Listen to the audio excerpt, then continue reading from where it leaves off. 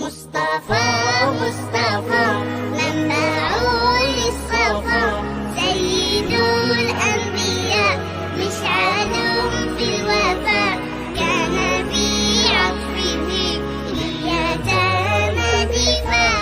مصطفى مصطفى منبع للصفا، سيد الأنبياء مشعل في الوفاء، كان في عطفه لليتامى دفاع.